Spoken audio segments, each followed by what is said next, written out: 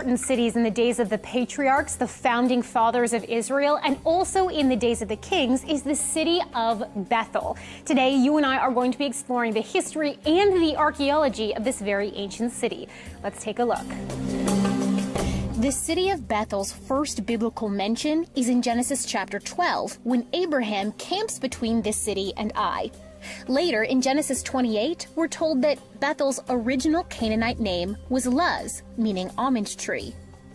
Jacob, Abraham's grandson, has a vision here of a stairway between heaven and earth with angels coming and going on it. Through this vision, God makes a vow to Jacob that he will give the land to his descendants, bless the earth through them, and be with him always. Jacob's response is to set up a stone marker at the site and name the place Bethel, meaning house of God. An interesting part of Jacob's promise to God is often overlooked. He says about the stone marker, "This stone which I have set as a pillar shall be God's house, and of all that you give me I will surely give a tenth to you." This statement about a house of God being located at Bethel is likely the reason that generations later, after the Exodus and conquest, the Ark of the Covenant is temporarily seen at Bethel. Judges chapter 20 has the Israelite army inquiring of the Lord at Bethel, where the Ark of the Covenant and priests are acting. Bethel's history is not all pleasant for Israel. It was used after the days of David and Solomon by Jeroboam, king of northern Israel, as a replacement for temple worship. Jeroboam set up a golden calf idol in Bethel and began a pagan worship system that would earn Bethel a destructive place in biblical prophecy. For many years, since the 1830s, scholars have identified Bethel as modern-day Beitin. But today, there are some challenges to this being championed by Associates for Biblical Research, who favor the village of Albira. Despite the disagreement, everyone knows that Bethel existed. Hopefully, future excavations will illuminate this biblical history.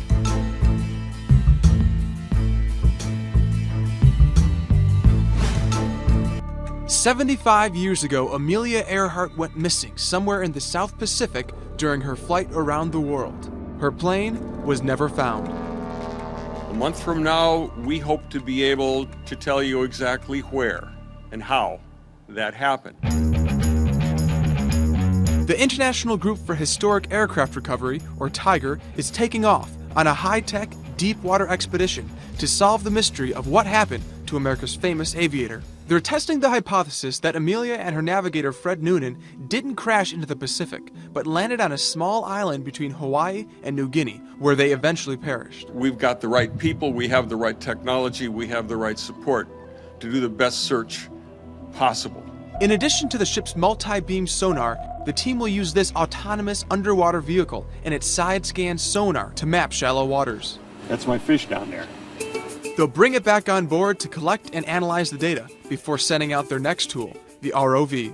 4 cameras that are on board, one of them's an HD camera, so we'll be able to get really close-up images of anything of interest. If successful, they'll find pieces of Amelia Earhart's Lockheed Electra airplane and shed light on the 75-year mystery of what went wrong on her trip across the globe, with just 7,000 miles left to go. I think solving the mystery and revealing this dramatic last chapter in her life keeps her alive and keeps her inspiring. And I think Amelia would be really pleased with that.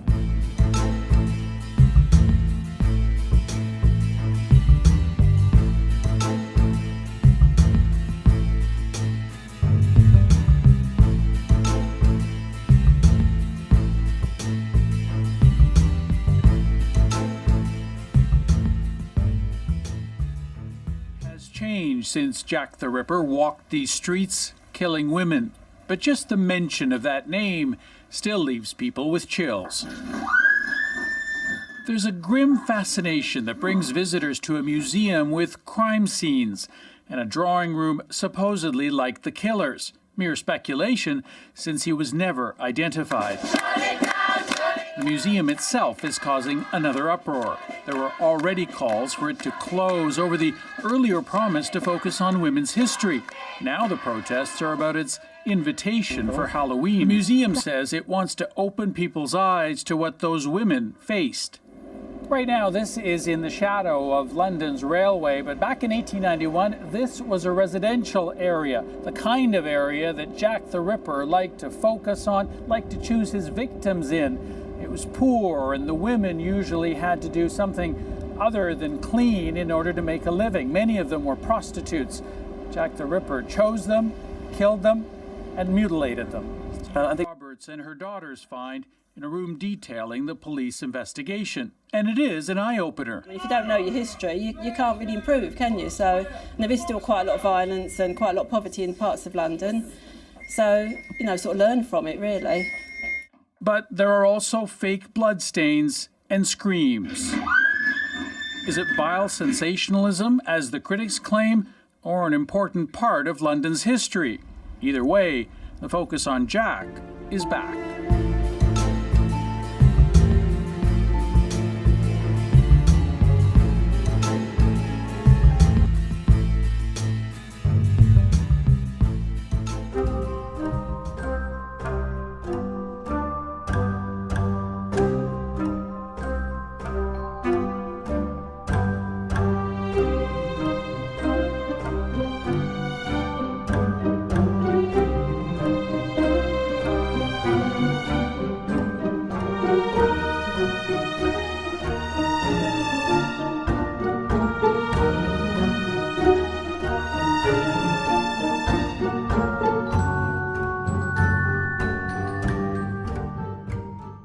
For those who seek monsters, would you be willing to give up everything for your pursuit? To spend your life seeking the unknown? For professional monster hunter Steve Feltham, the answer is most definitely yes. Steve has been hunting the Loch Ness Monster for a quarter of a century. That's right, for 25 years. He feels that Nessie is the world's greatest mystery, but is willing to listen to many theories about what exact form the beast could take. Steve has experienced one sighting during the first year on the hunt, but he has not had anything concrete since. But he will not let that discourage him. Steve thinks the Loch Ness Monster may actually be a Wells catfish, also known as a sheepfish. He says, my best guess is Wells catfish, but of course that is just a guess, and it doesn't mean that is the answer, but that ticks more boxes than dinosaurs or spaceships, which are other ideas put forward and seriously considered. The mystery of the Loch Ness Monster continues to tantalize the world, and many were saddened when it was thought that the creature had been discovered dead on a beach. However, that was just for a TV show.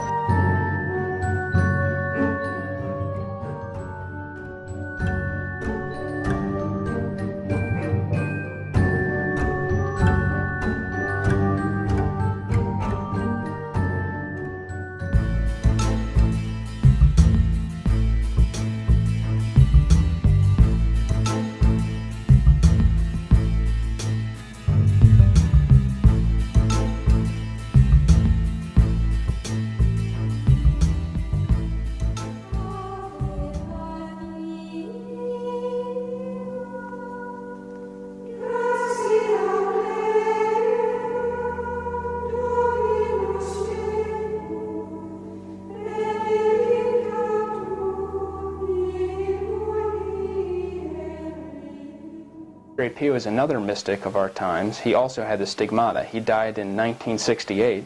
He had the stigmata visibly for 50 years. Padre Pio had many gifts. He could tell you when you went to confession last, your whole life, your sins. He was seen throughout the world. He's worked thousands of miracles that already fill something like 54 volumes. And since his death in 1968, he's continued to work miracles. But one of the most interesting miracles during his life was of a woman named Gemma de Giorgia, who's from Italy and is now about 40.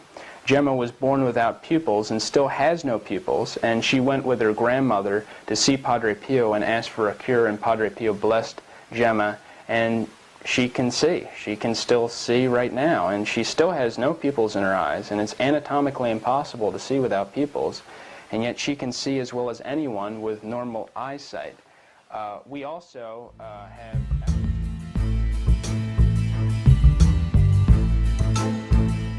The story of Roanoke is really one of the first great mysteries in American history. This was England's first attempt to establish a permanent settlement in the New World. So a motivated group sets out in 1587 and establishes this permanent village on the island of Roanoke, just off the coast of Virginia. They're supposed to be resupplied every year, but the English, they get distracted because they're fighting this war with Spain. By the time the supply ships finally return, almost 3 years later, the colony has completely vanished. All they find are the bones of one man and this word Croatoan carved on a post left in the encampment. Well, this has turned into one of these mythical legends of American history. No one knows what this word means. No one knows what happened to these guys. And everyone has had a hypothesis. Now, some believe they were captured by hostile Spanish coming up from the south. Some say that they assimilated into the native population. Some say that, with no supply efforts, these guys built this boat and headed off back to England, but were lost at sea. But of course, there's no proof of any of this. Now, what seems far likelier is that when this supply ship returned, all they found were corpses. And now the financiers have a problem. They need the colonists to make these colonies profitable. But who's going to go to America if it means certain death? So instead of reporting what they find, they cover it up. They let the rumors swirl around, and they obscure what really happened. As a result, settlers will see America as worth the risk. And lo and behold, that's exactly what happened, as England was able to finance a second colonization effort in 1607 with the founding of Jamestown.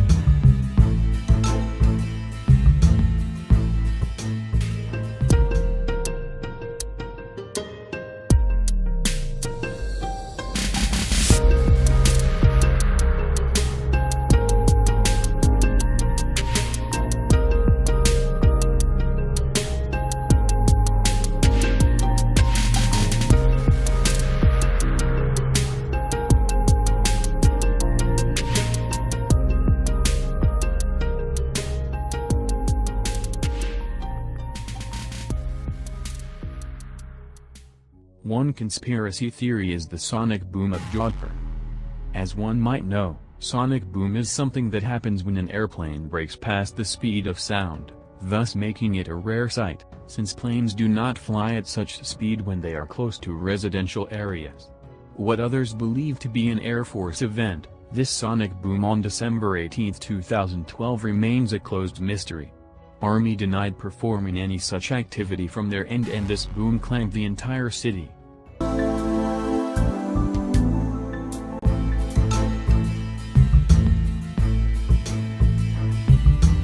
USS Ramadan, in June 1947.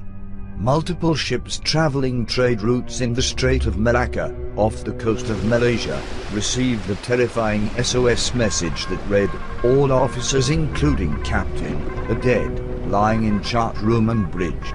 Possibly whole crew dead. After a short period of time, one final message was received that read simply, "I die." Nearby ships identified the source of the signal as coming from a Dutch freighter, the SSR Ramadan. The nearest merchant ship, the Silver Star, traveled as fast as they could to the origin of the distress signal, but upon boarding the Ramadan, they were horrified by what they found. Every member of the crew lay dead, their corpses scattered on the decks. The eyes of the men were still open, and expressions of sheer terror were frozen on their faces. The Silver Star's party found the deceased radio operator as well, his hand still on the Morse code sending key. Eyes wide open. But strangely, there were no signs of wounds or injuries on any of the bodies. The crew of the Silver Star decided to tow the ship back to port, but before they could get underway, smoke began emanating from the decks below.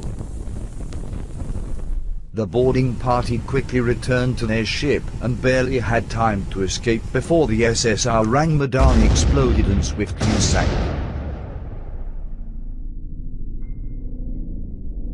Some theorized that clouds of noxious natural gases bubbled up from fissures in the seabed and engulfed the ship. Others have even blamed the occurrence on the supernatural, but to this day, the exact fate of the ship's crew remains a mystery.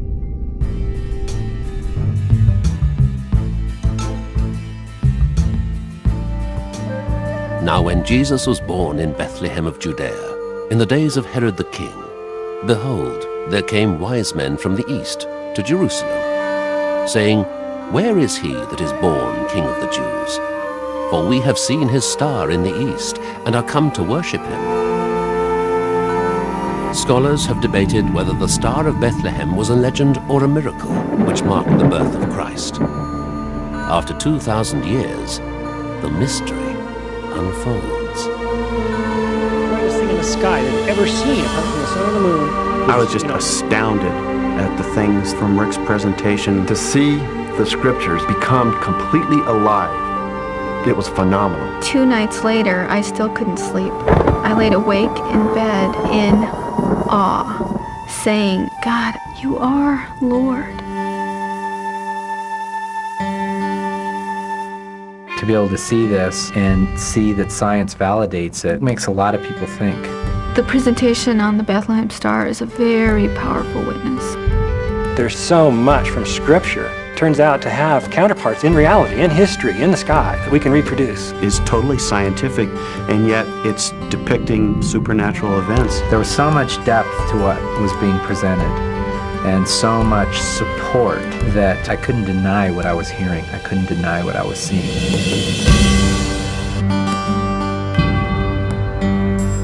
This whole series of events is about the announcement of Messiah's coming and of his passing, and God accomplishing his purpose, which he established before the beginning of time. What it tells me is that God is much bigger than I even expected. I've been awakened to a whole new dimension of God. I believe this is very, very powerful because it points to God's identity as incredible master of all.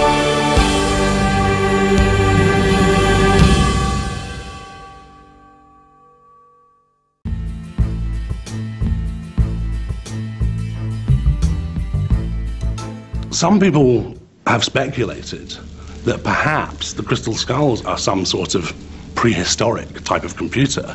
Problem is, if those 13 skulls would be right here in front of us, it would be as if you're sitting in front of a computer and you don't know where the on switch is. So where are these mysterious skulls from? Could they be from another civilization, or even another planet? According to Native American legends, sky gods, sky people, came here in the remote past with these crystal skulls in order to jumpstart our civilization, which means they were brought here by extraterrestrials. All those stories that a long, long time ago the heavens opened and these mysterious beings descended from the sky were not fantasy. It happened to those people, our ancestors who lived back then. All we do is we look at those stories and declare them as pure fantasy. And I think it's about time that we reverse this way of thinking. I'm going after a find of incredible historical significance. You're talking about the boogeyman. If there was one archaeologist who would be interested in the mysterious and in extraterrestrial artifacts, it will be Indiana Jones, because they don't fit into the norm. So where are the other skulls? Those skulls, let me tell you, are in very safe places, out in the remote deserts, out in remote jungles, where it's very difficult to access them because mankind is not yet ready for this revelation that our origins are out there, not down here.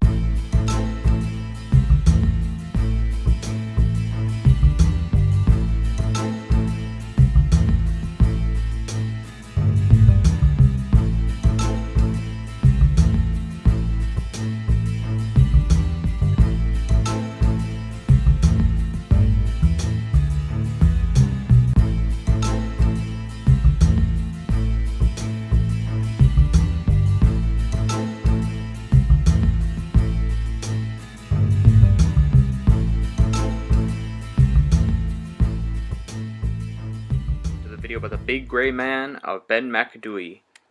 In Gaelic it is called Amphir Liasmor. This creature lives at the summit of Ben Macdui, which is Scotland's second highest peak, and it is located in the eastern portion of Scotland. It is described as around 10 feet tall with short grey hair. It is also said to be humanoid in appearance.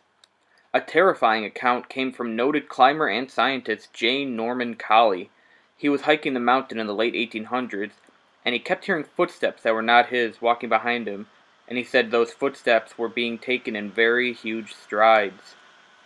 After that, many other people came out with their experience, such as hearing footsteps or unexplainable sounds, feelings of panic and fear, to even seeing a large grey figure behind them. There are also some scientific explanations, such as hallucinations due to the thin air, or sounds generated by the blowing wind. Another is what is called a Brocken spectre, which can occur when the sun is at a certain angle and the person's shadow is cast into a cloud bank, which creates the illusion of a large, dark figure.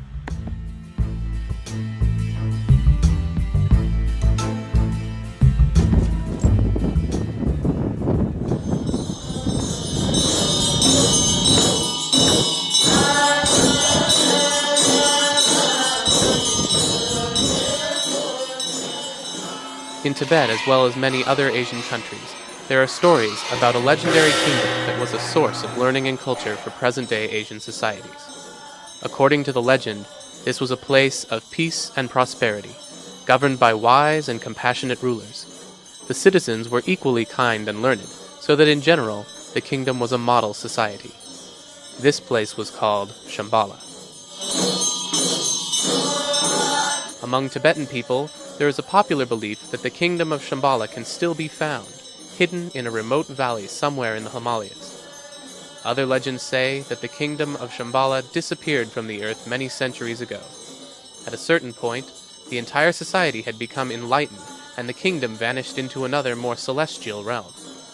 According to these stories, the Rigden kings of Shambhala continue to watch over human affairs, and will one day return to the earth to save humanity from destruction. While it is easy enough to dismiss the kingdom of Shambhala as pure fiction, it is also possible to see in this legend the expression of a deeply rooted and very real human desire for a good and fulfilling life. In fact, among many Tibetan Buddhist teachers, there has long been a tradition that regards the kingdom of Shambhala not as an external place, but as the ground or root of wakefulness and sanity that exists as a potential within every human being. From that point of view, it is not important to determine whether the kingdom of Shambhala is fact or fiction.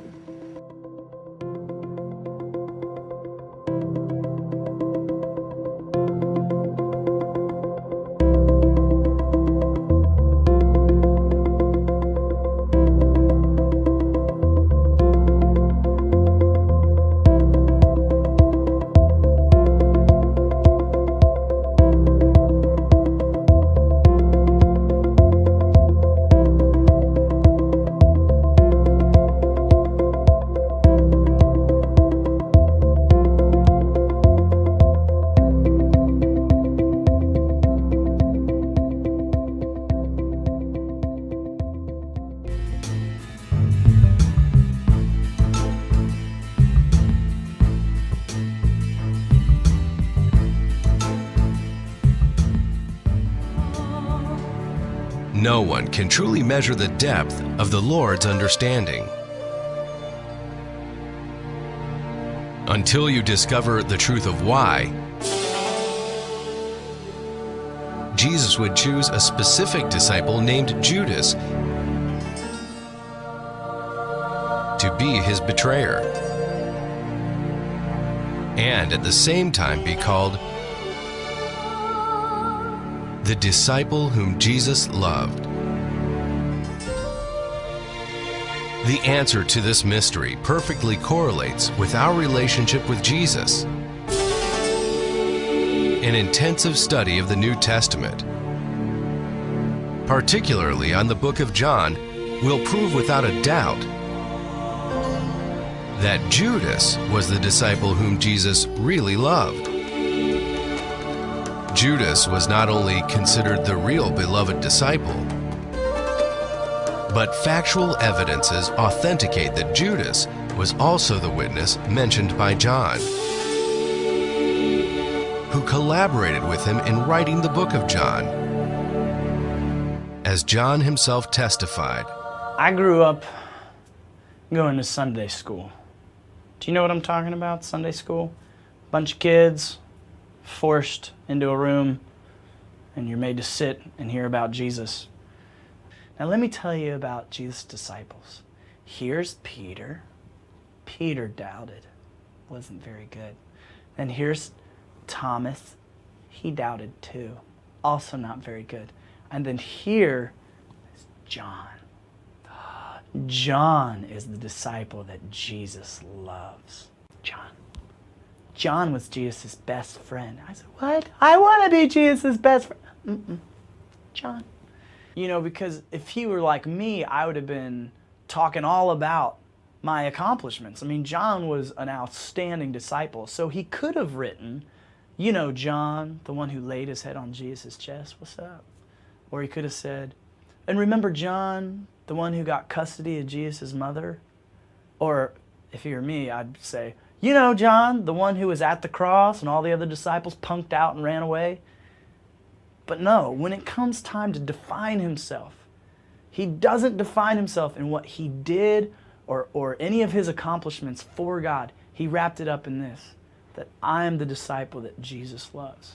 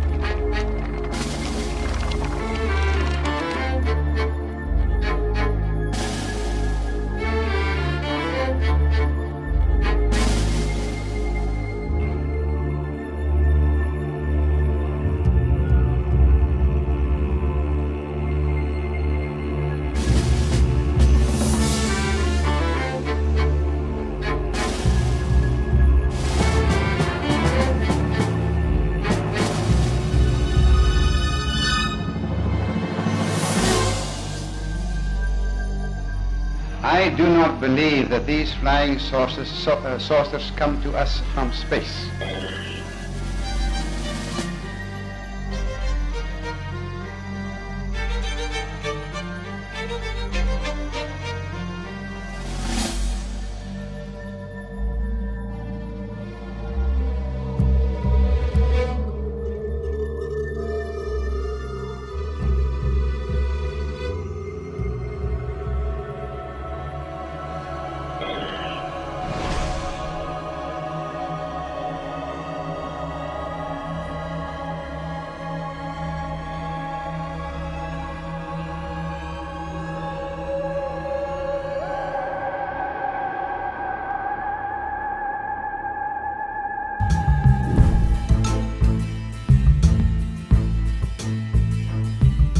Hey guys, I'm Karen and you're watching The Run List.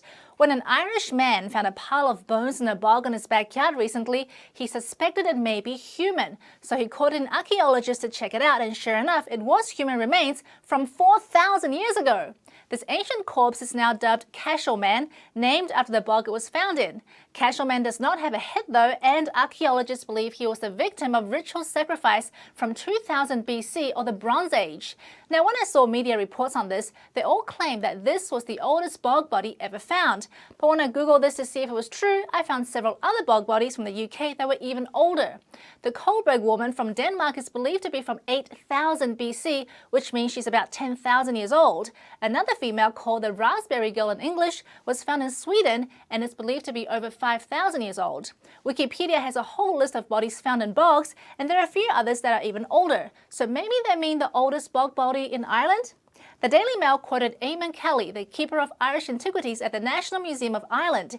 He said before this, the oldest bog body found in Ireland was from 1300 BC. So, okay, this isn't the oldest body ever found or the best preserved, but what surprised me is the amount of bodies found in bogs that still have a lot of their skin intact. Basically, they are bodies that have been preserved in bogs for thousands of years, and besides a little skin discoloration and missing bones, some look pretty fresh. And this is thousands of years we're talking about. So why are bodies preserved so well in bogs? Well, most of the plant matter in bogs is waterlogged, so it has very little oxygen in it. Oxygen is what causes matter to decay, so when the body is submerged, the decay process is dramatically slowed down. Bogs are also acidic, and with low temperatures, these are some of the best conditions to preserve skin. So if you're tromping through a bog in Northern Europe or the UK and come across a pile of bones, it might not be an animal's last meal or the latest murder victim that was never found. It could probably be a 1,000-year-old bog body.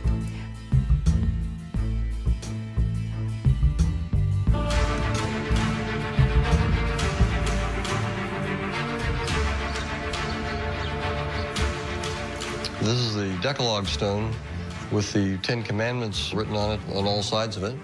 And this is a stone box that the Decalogue was found in. Okay. So when it was found, it was enclosed in this box and you couldn't even see the stone inside. The box is carved out inside exactly to fit the Decalogue stone. Well, who's that guy? Well, this figure here on the front that's wearing a robe and a turban and holding either tablets or a breastplate, and over his head in these Hebrew letters it says Moshe or Moses. Oh. So must be Moses. Okay, that's Moses, all right. Who delivered the 10 Commandments. 10 Commandments, okay, well. It seems to pass the scrutiny of the skeptics as far as the Hebrew text in the language, so now I'd like to try to add some evidence to this whole discussion.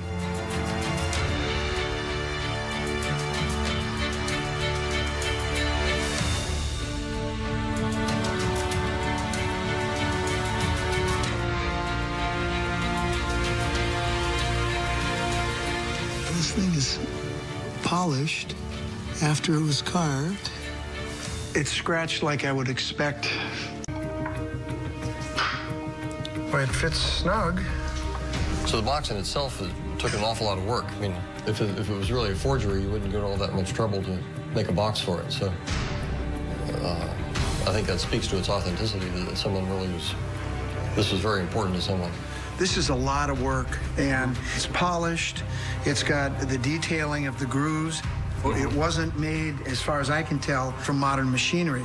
Geologically, I don't see any problems here that would make these things obvious hoaxes. So the skeptics have rejected this. Well, that's been a factor, but Hebrew is an odd thing to find here. The fact that it's odd doesn't mean that it's not genuine. What it boils down to is really the problem with these artifacts is that the academics don't like them because they don't fit the paradigm. And unfortunately for them, you can't dismiss things simply because you don't like them. Right. And so the evidence to me seems clear. There's no reason not to accept these as genuine, legitimate artifacts.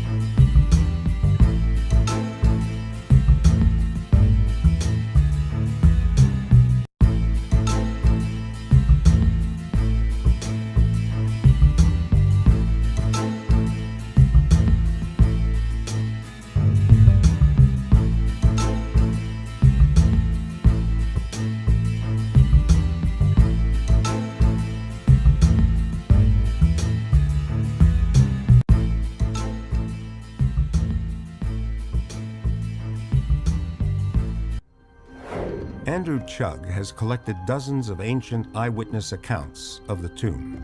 There are plenty of texts which identify the body of Alexander and his tomb as having been located in Alexandria. Many of these references occur during the first 3 centuries AD, and then almost all references end. One of the reasons why the textual evidence, the written evidence, stops in round about 390, 391 AD is because there was a revolution of spirituality. For thousands of years, the people of Egypt, Greece, and Rome had believed in many gods.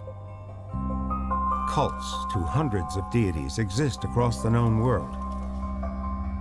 But in the 4th century, the Roman Emperor Constantine embraces a relatively new cult, Christianity.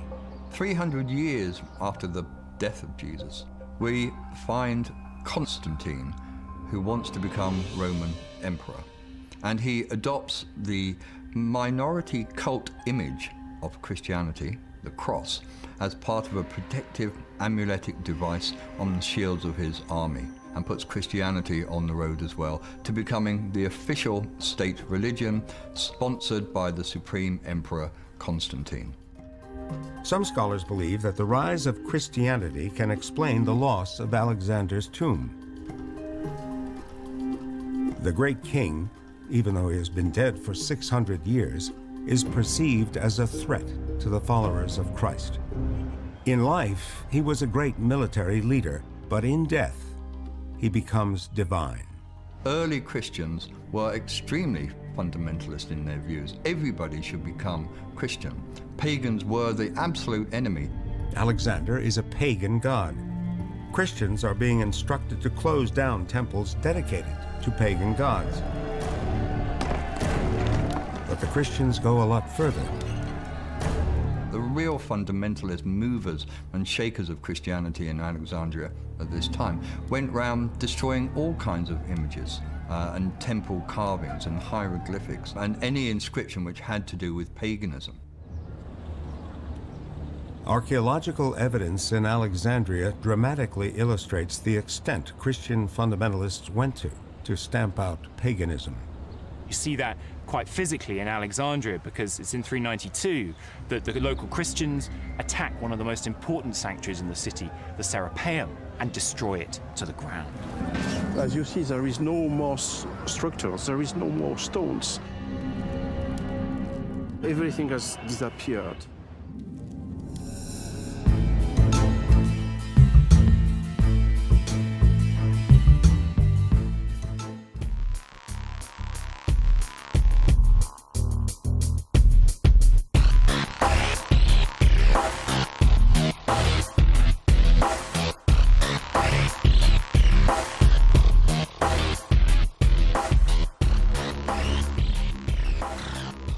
Some say they're made by UFOs. Some say they're a total hoax. Either way, they've been a source of intrigue for decades.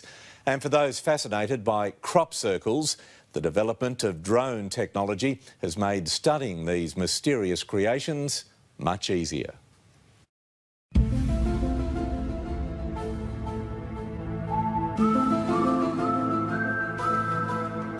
Something strange is happening in the quiet countryside of England. This summer, more and more crop circles have been appearing out of nowhere. Some are geometric patterns, others seem to represent wild animals. Many are like intricate artworks.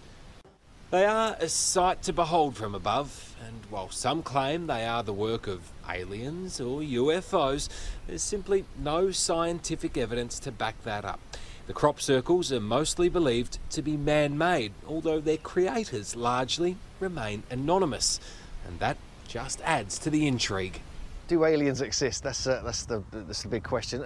Probably, you know. I wouldn't put it past the universe to create another planet of humanoid weirdos somewhere, but it wouldn't surprise me. Whether they come here and make crop circles, I just don't know. As they say, the truth is out there.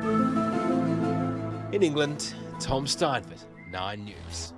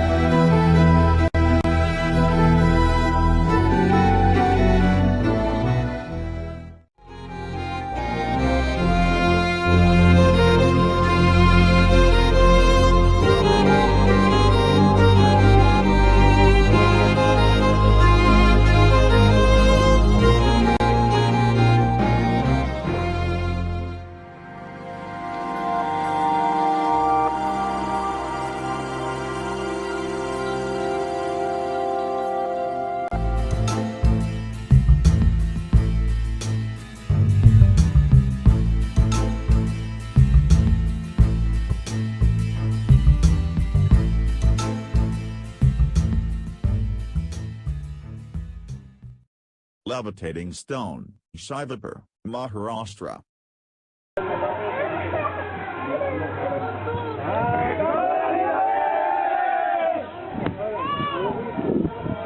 Somewhere in Pune, in a quaint little hamlet called Shivapur, lies the Hazrat Qamar Ali Darvish that has a magical story to tell. The current shrine was a gymnasium, 800 years ago. A Sufi saint called Qamar Ali was taunted by the wrestlers there. The saint placed a spell on the rocks that were used for bodybuilding. The 70 kilograms rock can only be lifted by 11 fingertips touching it and calling out his name loudly. Till date, the stone of Qamar Ali can be magically lifted by chanting his name.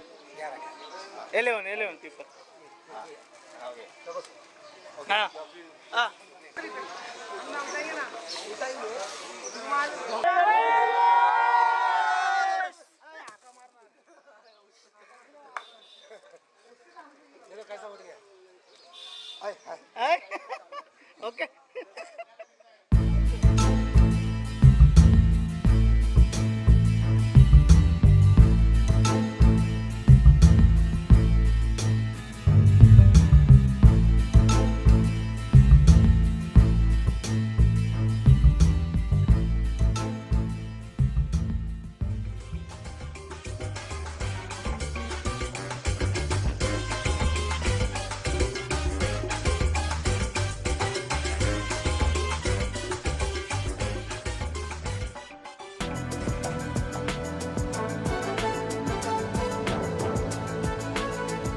The Inca Empire. The Inca began as a small tribe in the Cusco region of Peru. The gods instructed them to build a temple there. The temple site soon became a city, and the city-state grew into an empire. The Incas controlled the largest empire in America. When the Spanish arrived, they were on the hunt for treasures, and found the Incas in control of all the region's wealth. The Incas offered a tribute to the Spanish, but offended them by refusing to convert to Christianity. As a result, the Inca Empire was conquered. A little bit to have an idea of what were these evidence. This is just the base of the construction of what could it be, no? We have to imagine that on top of this there were big walls like that house in the corner, which is just a replica of an Inca house. But these areas were used as storage rooms, or as textile areas, or even as a convent or as a cloister for Inca virgins that were supposed to be used for basically human sacrifices for the sun or so. And they abandoned all of this, no? But from here probably Incas planificate and studied a military way to conquer Riobamba and then basically Quito. There were two big tribes there. In Riobamba were the Puruais, and then to finally get into Quito was the Quitus. And the Inca invasion, when the Incas came here, wasn't really because of power, no? It was basically a religious invasion, because they find out that if they consider themselves children of the sun, they gotta go to the real city of the sun. That was in Cusco. Quito is the real city of the sun because it's the place that really there's no shadow at noon on the equinox days for a couple of minutes, March 21st and September 23rd.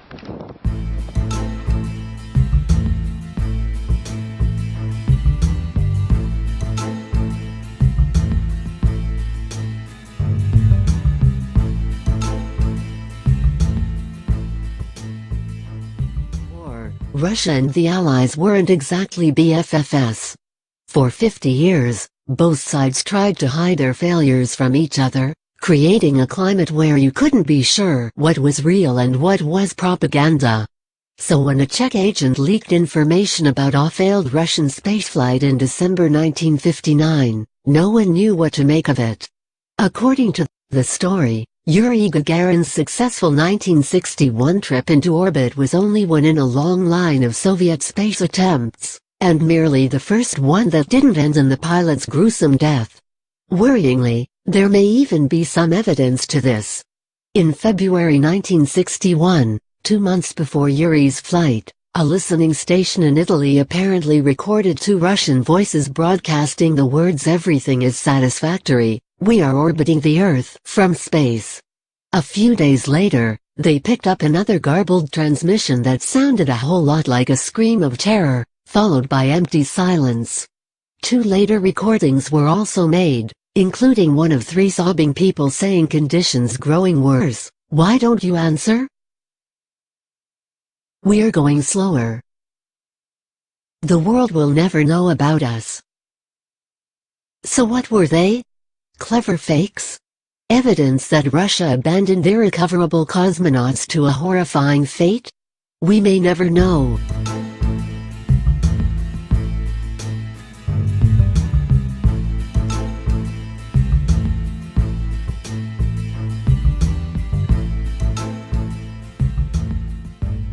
One of the most frequently asked questions I receive about the Bible is, what about when Joshua and the nation of Israel entered the land of Canaan? They were instructed to wipe out every man, woman, and child of certain tribes. I've talked to some people whose entire rejection of the Bible and God rests on this portion of the biblical text. This video is for those people. What no one ever mentions when recounting this issue is that according to the story itself, the tribes that they killed were non-human hybrids called the Nephilim, and they were huge. They had iron beds 13 feet long and 6 feet wide. It says that the Israelites were like grasshoppers in the sight of the Canaanites. These Nephilim were the offspring of very evil spiritual beings, and they were apparently the primary reason God sent the flood. Satan knew of the prophecies of one that would come to defeat him, and before any of the prophets came to expand on how this was to occur, all he knew at that point was that the Messiah would be a human. The Nephilim were an attempt to infiltrate the entire bloodline of humanity so that the Messiah could not be a full-blooded man, and if it weren't for Noah and his family, it would have worked. Then when Abraham found out from God that the land of Canaan was to be given to Abraham, Satan also found out, and he had over 400 years to plant this minefield of Nephilim in the land of Canaan in an attempt to thwart the plan of God. Genesis 6:4 tells us that the Nephilim were also on the earth after the flood, and it is them who Joshua was told to wipe out. Tribes such as the Rephaim, the Emim, the Horim, the Zamzumim were all giants. The kingdom of Og was the land of the giants. Later we also find Arba and Anak and his 7 sons, the Anakim, also giants, along with the famed Goliath and his 4 brothers. Now if you want to say, well, God should have let the 13-foot-tall evil hybrids bent on the destruction of humanity for the purpose of wiping out any chance for the redemption of man go, then you're free to think what you want. But please remember, this is according to the biblical narrative itself, which is where the accusations come from in the first place. The point is that if you're going to claim that you know that God is a tyrant because of this portion of the Bible, and you didn't know the rest of the story, just think about how many other issues there are in regard to the Bible where you might have misplaced animosity. It may be that you just are in need of further study. Our saint today is St. John, the Apostle. We have to define him as the Apostle because there are many Johns, and many of Johns who are saints. He lived at the time of Jesus and died around 100 AD. His parents were Zebedee and Salome. He had several nicknames which you may recognize. He was called the Apostle, the Beloved. He and his brother James were called the Sons of Thunder. That's kind of a cool name. And they were friends of Jesus. John, with the other 12 disciples, were present at the Last Supper. He traveled everywhere with Jesus, and he was so close to him that he was definitely with him when Jesus gave us his body and blood for that first time in the Eucharist at the Last Supper. John was also the only one of the 12 who did not forsake Jesus in his passion and death. He stood at the foot of the cross and watched Jesus die. Jesus himself, in his last moments before he died, asked John to be a guardian for his mother. Can you imagine being asked by Jesus to care for Mary, his holy mother? Jesus put John in charge of loving, honoring, comforting, and caring for her.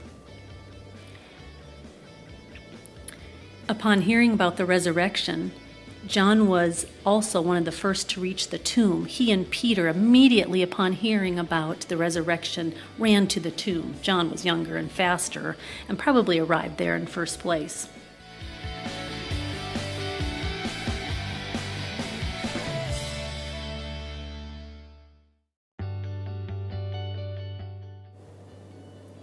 Remember, John traveled with Jesus on a day-to-day basis, and you really get to know someone when you spend that much time with him.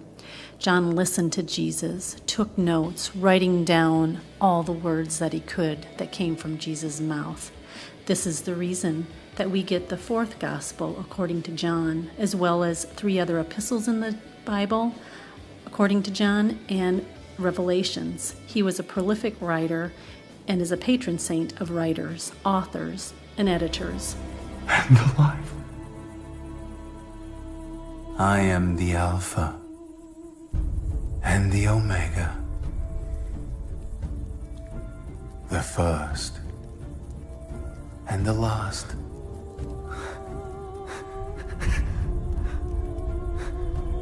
The beginning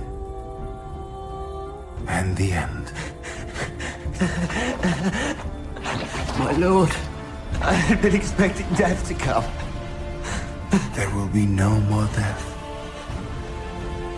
or mourning, or crying, or pain.